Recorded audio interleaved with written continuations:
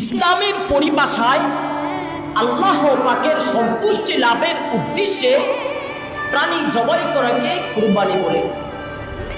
কুরবানি হলো একটা আনন্দের বিষয়, কুরবানি একটি আত্মতৃপ্তির বিষয়। যার মনের মধ্যে প্রেম আছে, আবেগ আছে, তাকে কুরবানির বাস্তবতা বলে বোঝাতে হয় না।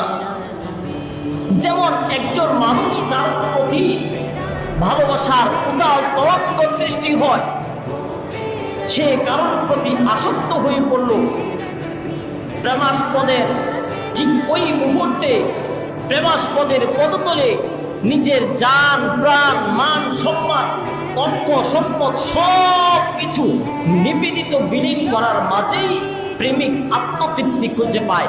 মনের এই অবস্থা, মনের এই হালতের নামই হলো কুরবানি।